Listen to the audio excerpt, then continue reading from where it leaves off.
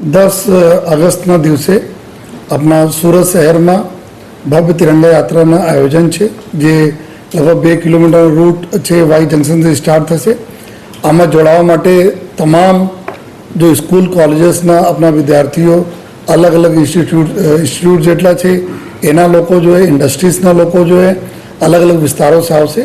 એના માટે સમગ્ર જો અલગ અલગ પોકેટ પ્રમાણે એની પાર્કિંગની વ્યવસ્થાઓ કરવામાં આવી છે અને આ યાત્રામાં લોકો સહેલાઈથી આવી શકે એની તમામ વ્યવસ્થાઓ કરવામાં આવી છે.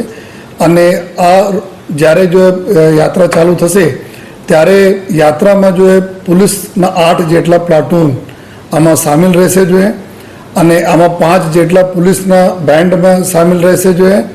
અને આ 5 બેન્ડ સિવાય લગભગ 17 જેટલા બીજા બેન્ડો છે. જો 10 જેટલા બેન્ડ પ્રાઇવેટ બેન્ડ છે, 7 જેટલા સ્કૂલ કોલેજીસના બેન્ડ છે, કુલ 22 જેટલા બેન્ડ જો યુનિટ આમાં યાત્રામાં જોડાશે. બાઇકર્સ અમારા જો ઈ બાઇક છે, જો સેગવે છે, જેના લઈને આ બી એમાં યાત્રામાં જોડાવાની છે. 100 જેટલા અમારા બાઇક છે, આ બાઇકના બી એમાં એક પૂરા પ્લાટૂન રહેશે જો આમાં યાત્રામાં જોડાશે. માઉન્ટેડ પોલીસ છે આમાં સામેલ રહેશે. એના સિવાય અમારા સુરત શહેરમાં સદૈવ એક્ટિવ રહેતા અમારા સાયકલિસ્ટ હોય, સ્કેટર્સ વગેરે જો હોય છે, આ લોકો બી જોડાશે આમાં જોઈએ. અને આ પૂરી યાત્રાના ખૂબ સરસ રીતે એકદમ રંગે ચંગે નીકળે એના માટે તમામ પ્રકારના જો આયોજનો છે. રિહર્સલના આવતીકાલથી રિહર્સલ બી એના છે જોઈએ.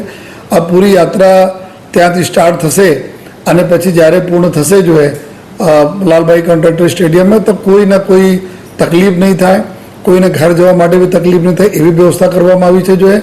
અને સાથોસાથ જો જ્યારે અલગ અલગ વિસ્તાર, બલકી આપણા શહેરના અલગ અલગ વિસ્તારથી લોકો આવવાના છે, જે રીતે આપણા મ્યુનિસિપલ કમિશનરશ્રીએ બતાવેલ કે પૂરા રૂટ ઉપર અને પૂરા શહેરમાં જો ચારો તરફ તિરંગાના ડિસ્ટ્રીબ્યુશન કરવામાં આવશે જોઈએ. અને આ તિરંગાથી પૂરા સમગ્ર જો આપણા સુરત શહેર તિરંગામય થશે જોઈએ. અને ગયા વર્ષ જે રીતે ભવ્ય યાત્રા નીકળી હતી એના કરતાં બી ઓર ભવ્ય યાત્રાના આયોજન આ વખતે કરવામાં આવે છે જોઈએ.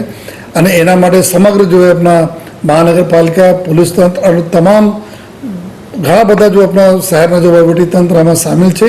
તો અમે આપના થ્રુ એક અપીલ પણ કરીએ છીએ આપણા મીડિયાના મિત્રોના માધ્યમથી કે લોકો આપણા જો આઝાદીના લડવૈયા જેના લીધે અમે લોકોને આઝાદી મળી છે જોઈએ એના આન બાન શાનમાં અને એના યાદગીરી તરીકે બધા લોકો આ યાત્રામાં જોડાય એવી બધા સામે અપીલ કરીએ છીએ.